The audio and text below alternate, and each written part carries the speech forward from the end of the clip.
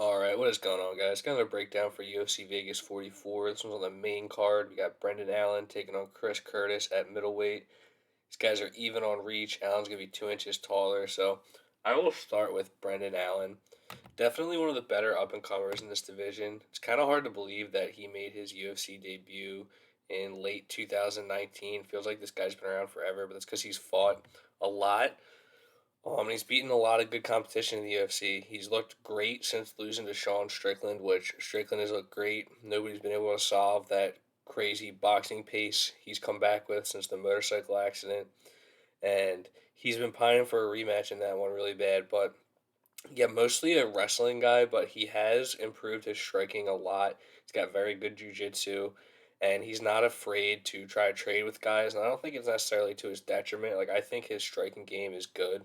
That's why I'm high on Brendan Allen's game. He does everything pretty well, and he's only improving in the areas where he I don't want to say he was weaker in, but just weren't as developed as his ground game. But yeah, the ground game is very, very good, and he's got a win over Kevin Holland, rear naked choke round two, ground and pound knockout over Tom Breeze, pretty much dominated that fight.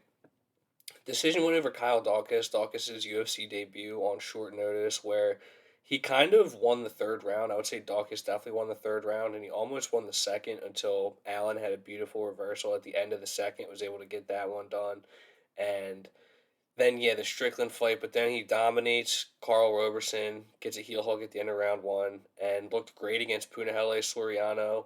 Just looked like the more experienced fighter in that one, which he was, and he was just his striking looked so clean in that one because Soriano was loading up with everything, and Allen would just stay patient and land that jab, and he wasn't overexerting himself, and he's got very good body kicks too that were working in that one, and it was just a pretty clear win for Brendan Allen, mostly with his striking. So it's good to see. It's like I said, his striking has come along very well, but he's got a good submission game, good wrestler. He's fought a lot for his age, and he's gotten a lot of worthwhile UFC experience. So he's definitely the favorite in this one for a reason. But he's got a tough opponent in Chris Curtis. This is definitely a tough guy to get on short notice.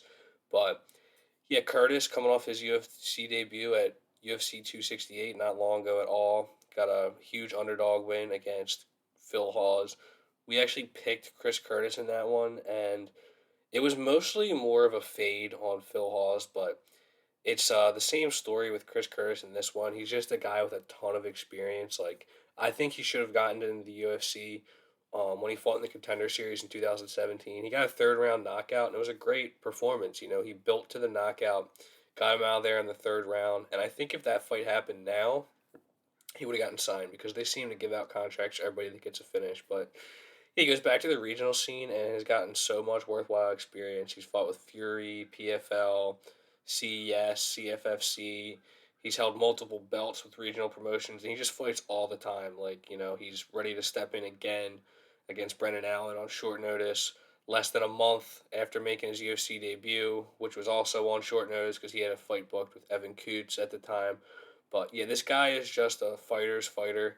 He just likes to fight. He's always game, and he's been around for a long time. Fought a lot of good names on the regional scene, and his last five losses are good too. Ray Cooper the third, PFL champ, very good opponent. Magomed Karamov, former PFL champ. Those two have fought a lot, Cooper and Magomed Karamov, and they're both good names to lose to. I think they'd both be solid in the UFC. And then Nisham Burrell's looking really good. He has five straight wins with CFFC. And then Bilal Muhammad. So those are his last five losses. And then in between, he's beaten a couple UFC veterans and Kyle Stewart, a couple good regional names that other UFC fighters have used to springboard themselves. So yeah, Chris Curtis is not just some regional scene can that people are gonna walk through. And the best part of his game is he's just kind of able to he's durable, let's say that, and then he comes alive in the third, but it's not even like he just turns it on. It's just he's an attritive guy. He builds, he goes to the body a lot, and he's just tough to get out of there. Wrestling wise, I think that's where he's exploitable. He struggles with aggressive, high level wrestlers like Cooper the third was able to have a pretty easy time on the ground with him.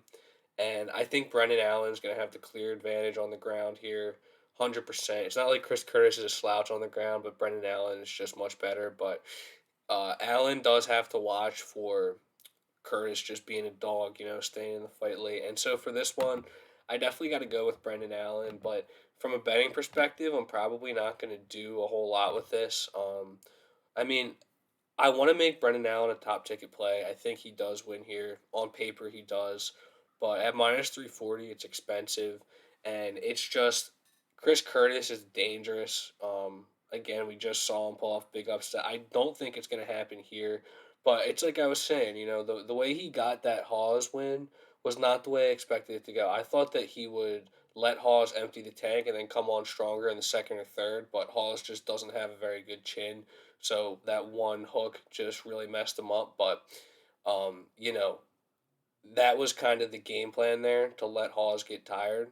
But I don't think it's going to happen with Allen. But it does have to be noted that if Chris Curtis gets to the third round, he has a lot of third round finishes, and he's just a dangerous fighter, dangerous regional fighter, and also he has trained a lot with Sean Strickland. Sean Strickland's been in the corner for a lot of his fights, and if you've seen Sean Strickland sparring, they don't really spar; they just fight basically, and yeah, so he has that whole angle, and you got to wonder how that's going to affect this fight with Brendan Allen knowing that. I think it's probably just going to motivate him to win more.